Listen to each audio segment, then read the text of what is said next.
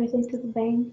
Hoje nós vamos falar sobre a continuação do desenvolvimento da química. Nós vimos algumas situações, alguns pensadores que desenvolveram suas ideias sobre o conceito de matéria, de como a matéria era desenvolvida, e nós vimos a evolução desse pensamento, até a parte onde a química ainda era vista como uma coisa mística, uma coisa relacionada com magia, que no caso eram os alquimistas.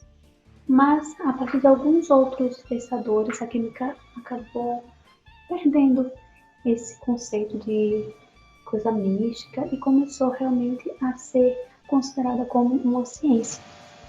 E a partir de agora nós vamos estudar esses pensadores, esses estudiosos, esses cientistas que foram muito importantes para o desenvolvimento da química até hoje. E eles desenvolveram algumas leis que são usadas até hoje, que são aceitas cientificamente para descrever alguns fenômenos da matéria, dos fenômenos químicos. Hoje nós vamos estudar as leis ponderais das reações químicas. Uma lei é uma regra. Reações químicas nós sabemos o que são. São as transformações químicas. Toda transformação química é uma reação química também. É a transformação de um material em outro material diferente. Pode ser dois materiais que reagem para formar um novo material, como pode ser dois materiais que reagem para formar dois ou mais materiais. Isso vai depender do material e da transformação que está sendo realizada. Mas o que? Uma reação química. Ponderal. Ponderais, essa palavrinha, você sabe o que significa?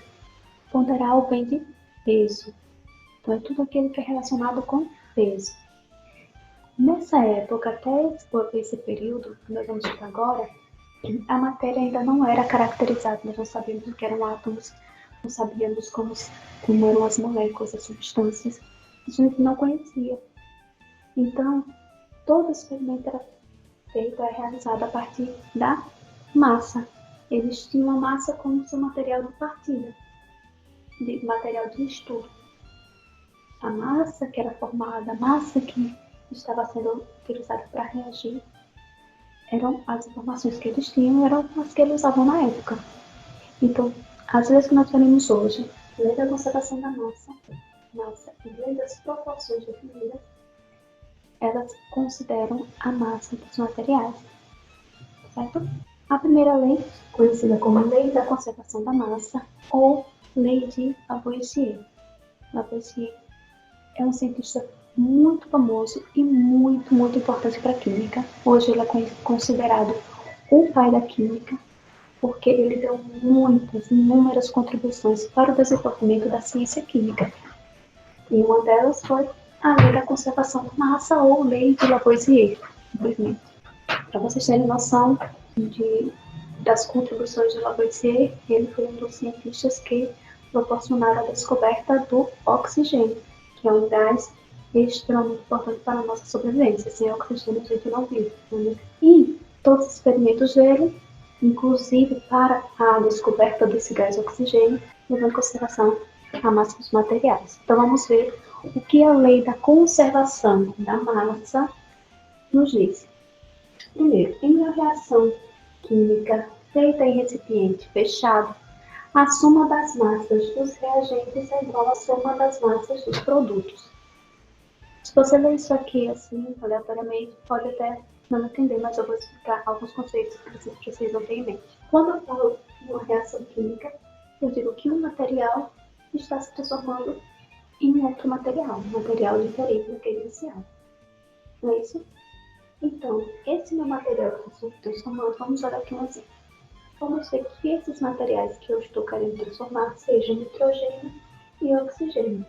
Então, a matéria nitrogênio mais a matéria oxigênio vão formar um novo material. Que no caso é o monóxido de nitrogênio. Estou usando esse exemplo bem específico, mas pode ser com qualquer coisa, certo? Eu tenho aqui nitrogênio e oxigênio, transformando, coloquei uma seta, uma transformação, transformando em monóxido de nitrogênio. Isso aqui eu digo que é uma reação química. E eu preciso estabelecer alguns conceitos. Os materiais que estão sendo transformados em outros, no caso aqui nitrogênio e oxigênio, recebem um nome específico de reagente.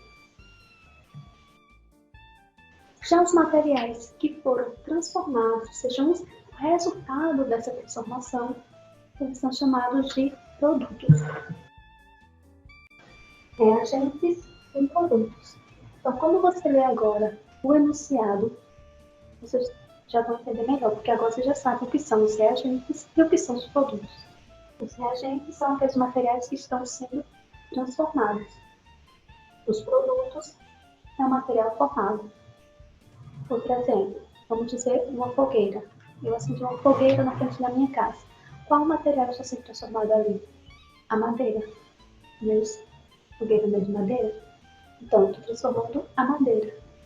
A madeira é o meu reagente. Quais os meus produtos? O que é formado depois? Formado cinza, formado fumaça, formados gases que solta, então, formada brasa.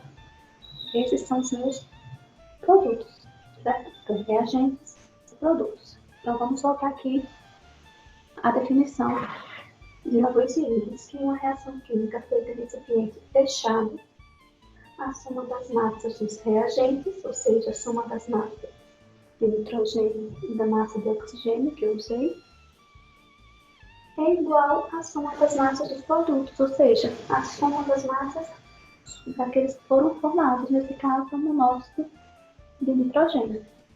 Outra coisa importante, olha, essa reação ela é feita em recipiente fechado. Por que recipiente fechado? Vocês lembram quando eu falei sobre transformações químicas? Eu disse que uma transformação, você consegue observar algumas evidências de que ocorre essa transformação química.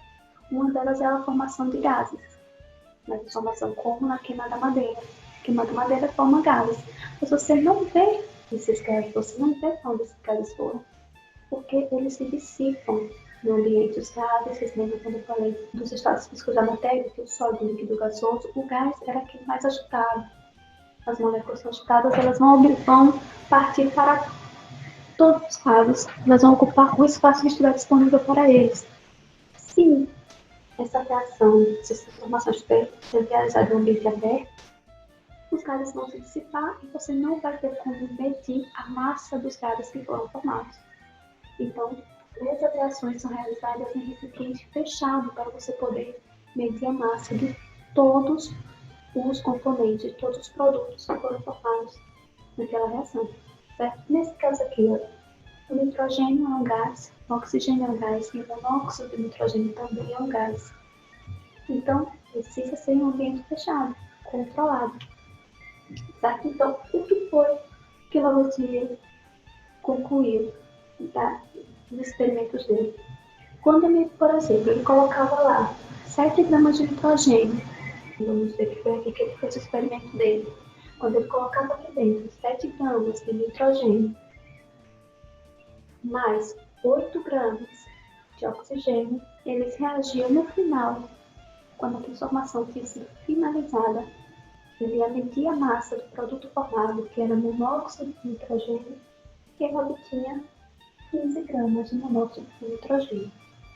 Então, o que foi que ele percebeu? Eu tenho 15 gramas de monóxido de nitrogênio, que é o meu produto. Mas eu coloquei lá dentro 7 gramas de nitrogênio e 8 gramas de oxigênio. 7 mais 8 dá igual a 15 gramas. Então, a soma da massa dos reagentes vai ser igual à soma das massas dos produtos. Nesse caso, ele só teve um produto. Mas vamos dizer que eu coloquei a água, uma reaçãozinha de eletrólise. Coloquei lá um pouquinho de eletricidade na água para dar uma agitação e formar os compostos oxigênio e hidrogênio. Se eu coloquei 9 gramas de água, eu obtive 8 gramas de oxigênio e 1 grama de hidrogênio. A soma dos dois, 8 mais 1 vai dar igual a 9 gramas. Então, independente de quantos reagentes vou ter e quantos produtos eu vou ter, a soma das massas dos reagentes vai ser sempre igual a soma das massas do produto. E essa igualdade aqui, olha, nós chamamos essa reação química, a forma de representar ela de equação química, justamente porque a soma de tudo que você tem aqui, os reagentes, é igual à soma de tudo que você tem nos produtos. Isso a gente vai ver mais para frente, também quando nós falarmos de elementos químicos e de outros tipos de reações químicas. Vocês vão entender que realmente tudo que estiver nos reagentes também vai estar nos produtos, mas vão estar arrumados de outra forma. Certo? Essa lei de Lavoisier, ela tem uma frase que é muito conhecida, e a frase diz assim, que na natureza nada se perde, nada se cria, tudo se transforma. Então aqui nos reagentes nada vai ser perdido, tudo vai ser transformado. Tudo que está aqui está sendo transformado em outra coisa. Então é isso. Vocês precisam lembrar que a soma das massas dos reagentes é sempre igual à soma das massas dos produtos. Então agora a gente vai ver um outro cientista que é o Joseph Louis Proust. Proust, ele é basicamente a mesma época de Lavoisier. Olha, essas pesquisas foram realizadas por volta de 1770, 80, por aí. Já tem um tempinho, mas se você for considerar a época que nós vimos anteriormente, dos pré-históricos, dos gregos antes de Cristo, levou muito tempo para chegar a essa concepção. E isso aqui é válido sempre. Agora vamos ver a lei das proporções definidas. O que é isso? O que é uma proporção? É uma medida de um em relação ao outro. Isso é uma proporção. Proust disse que a proporção, a relação entre um material e outro, em massa das substâncias que reagem e que são produzidas numa reação é fixa, constante e invariável. Veja, eu coloquei aqui 7 gramas de nitrogênio para reagir com 8 gramas de oxigênio e eu obtive 15 gramas de nitrogênio. Está de acordo com a lei de Lavoisier. E mais, se por acaso eu quisesse 30 gramas de monóxido de nitrogênio, quanto de nitrogênio, quanto de oxigênio eu preciso para obter 30 gramas? Eu vou precisar de 14 gramas de nitrogênio e 16 gramas de oxigênio. Mas por quê? Porque a proporção é fixa, é constante e é invariável. Se eu dobrar a quantidade de nitrogênio, eu preciso dobrar a quantidade de oxigênio para obter os meus 30 gramas de monóxido de nitrogênio. Então, eu tenho uma proporção aqui de 7 para 8. Cada 7 gramas de nitrogênio, eu preciso de 8 gramas de oxigênio para que a minha reação seja completa, que eu consiga formar a quantidade completa de nitrogênio. A mesma coisa aqui na água. Se eu pegar aqui 8 gramas de água, 9 gramas de água, eu sempre vou obter 8 gramas de oxigênio e 1 grama de hidrogênio. Se, no caso, eu usar o dobro de água, 18 gramas de água, eu vou obter o dobro de oxigênio e o dobro de hidrogênio. Então, no caso, eu vou ter 16 gramas de oxigênio e 2 gramas de hidrogênio, porque a proporção de oxigênio e hidrogênio formado é de 1 para 8. A 1 grama vai ser de hidrogênio e 8 gramas vai ser de oxigênio. É a proporção tanto entre os reagentes quanto entre os produtos, ela é sempre fixa. Então é muito importante você descobrir e identificar qual é a proporção desses materiais. Se eu não soubesse que eu preciso de 7 gramas de nitrogênio e 8 gramas de oxigênio para formar monóxido de carbono, eu poderia pegar aqui e ter essa reação. 14 gramas de nitrogênio mais 8 gramas, 16 gramas de oxigênio. Vou fazer aqui uma proporção, olha, entre nitrogênio e oxigênio. Nitrogênio eu tenho quantos? 14. Oxigênio eu tenho quantos? 16. Vou procurar aqui algum múltiplo comum dos dois. Vou dividir os dois por 2. Um múltiplo comum. Vou ter 7 dividido por 8. É a proporção de 7 para 8. A cada 7 gramas de nitrogênio, eu vou ter 8 gramas de oxigênio. Isso são as proporções definidas em massa. Isso sempre acontece. Por quê? Eu preciso de uma quantidade específica de cada material. Vamos dizer que eu estou fazendo um bolo. Se eu faço um bolo, eu preciso de 3 ovos, 2 colheres de manteiga e 2 xícaras de farinha de trigo. Mas eu quero fazer uma massa para 2 bolos, mais uma massa só, bater tudo de uma vez. Como é que eu faço? Quanto é que eu coloco? Ah, não, se eu preciso de 3 ovos para fazer um bolo, eu vou colocar agora 6 ovos. Se eu preciso de 2 colheres de manteiga para fazer um bolo, agora eu vou colocar 4 colheres de manteiga. Se eu preciso de 2 xícaras de farinha de trigo para fazer um bolo, já que eu quero fazer 2, eu vou colocar 4 xícaras de farinha de trigo. Não é assim que a gente faz? A gente duplica tudo. Mesma coisa nas reações químicas. Se, ao invés de eu fazer isso, eu duplicar, eu colocar menos quantidade do material. Ah, não, eu quero fazer um bolo, mas eu só vou colocar uma colher de manteiga. Ou então eu vou colocar só uma xícara de farinha de trigo. O bolo vai prestar? Não, vai desandar. Alguma coisa vai ficar faltando ali. Ou alguma coisa vai ficar sobrando. Ah, não, eu vou colocar, ao invés de 4 xícaras de farinha de trigo, eu vou colocar 6 xícaras de farinha de trigo. Se você colocar 6 xícaras de farinha de trigo, você vai ver que o bolo vai ficar duro, vai ficar sobrando farinha de trigo. A mesma coisa vai ser aqui. Eu sei que eu preciso de 7 gramas de nitrogênio para cada 8 gramas de oxigênio. Essa é a proporção. 7 gramas para 8 gramas. Se, por acaso, eu pegar, eu tiver, não, mas eu tenho 7 gramas de nitrogênio e eu tenho 10 gramas de oxigênio. Como é que vai ser essa reação?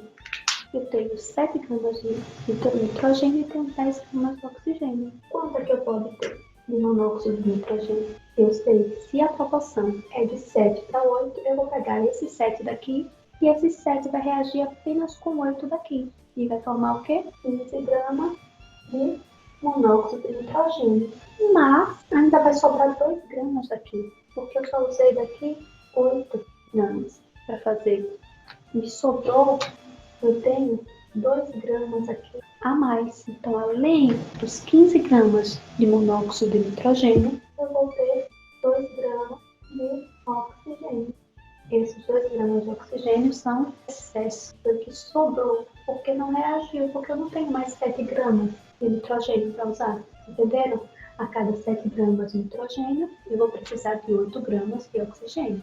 Já que eu usei 7 gramas de nitrogênio e eu tinha 10 gramas de oxigênio, desses 10 eu vou usar 8, porque 8 vai formar os meus 15 gramas de monóxido de nitrogênio, vai formar a minha molécula de monóxido de nitrogênio e vai sobrar ainda 2 gramas. Esses 2 gramas não vai reagir, vai ser 2 gramas de oxigênio. Mas se vocês forem ver, vamos somar no final as massas, 7 mais 10 vai dar 17 os reagentes. Se você for somar 15 mais 2 vai dar 17 os produtos. Isso é verdade, é a lei Lavoisier, a conservação da massa. Nada se perde, nada se cria, tudo se transforma ou se mantém. No caso do oxigênio, porque ele estava em excesso. Mas a proporção, ela sempre tem que ser constante, ser sempre igual. Mesma coisa aqui na água. Se eu tenho 9 gramas de água, sempre vou formar desses 9 gramas. 8 gramas vai ser de oxigênio e 1 grama vai ser de hidrogênio. Então, isso é a lei das proporções definidas de Proust e a lei da conservação da massa de Lavoisier. Próxima aula a gente continua.